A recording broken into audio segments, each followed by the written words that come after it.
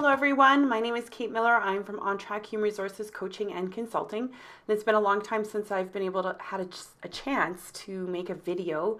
I've been so busy and I'm really grateful. I'm really enjoying what I'm doing. I was speaking with a client today about artificial harmony, and I wanted to make a quick video about it to talk about it. So what is artificial harmony? Some people might have a good idea of what that is. Essentially, it boils down to avoiding conflict. So in a meeting, that if you're making a decision and you have a very strong leader who is very confident and often in the past has responded negatively to any sort of conflict or challenging of that person's ideas, that person in the meeting presents an idea, everybody agrees, that manager walks away thinking, I've got such a great team, we get along so well, we make decisions quickly, and the rest of the group walks away thinking, I didn't feel heard, I disagree with how things are going, and I don't really want to implement this. So I'm going to talk about 3 issues with artificial harmony. So the first issue, like I was speaking about, is that people end up unhappy. If they don't get a chance to be heard, if they don't feel safe in an environment where they can speak about their opinions and progress the company forward, then there's going to be seeds of unhappiness there. The second is that progress is not made. So it's also kind of a groupthink kind of idea. If you have artificial harmony, nobody's challenging ideas. People feel less creative, and it's kind of a fear idea. People are less creative, and so progress isn't made. It's going to be the same old decision-making processes and approach.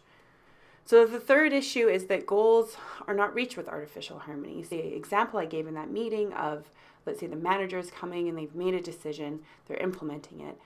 Very often artificial harmony is a very top-down approach versus bottom-up, and having people involved in the process, asking their opinions, and when people are involved in decision-making processes, they're much more involved in the implementation of it.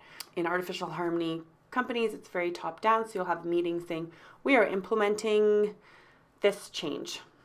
People go back to their desks, they're not very interested in making those changes, and you'll notice that you have meetings and then no implementation happens on the floor. So what's the key to create real harmony in the workplace is to have effective communication and effective conflict. There's a term for that, like real conflict. Oh gosh, what's the term? Effective conflict and effective communication. So a lot of the time meetings really skew to extroverts, and extroverts are not necessarily the only people who have opinions. So I think it's really smart, especially when you're making important decisions or implementing a big change. First of all, have people involved from the very beginning.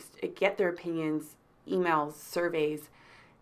In a meeting, I think it's a great idea to have everybody mandatory that they have to speak, and let them know that ahead of time. Like I said, introverts don't like speaking in front of people. If you're in a meeting and somebody says something like, anybody else have any opinions? Those extroverts won't speak. They need a chance to really think about that, and they might send an email after the meeting, which can be frustrating. So if they know that ahead of time, they know that they need to speak, they might have it written down, and then everybody gets a chance to say their piece. Then you get a chance for real conflict, people challenging ideas, and you come up with a better solution than this artificial harmony idea. So that's it. That's what artificial harmony is. If you recognize it in your company, make sure you're giving everybody a chance to speak, make sure you're giving everyone a chance to be heard, and you'll see that artificial harmony and all of the negative impacts of that does fall off. So my name is Kate Miller. I'm the owner and consultant with Human Resources Coaching and Consulting. Thanks.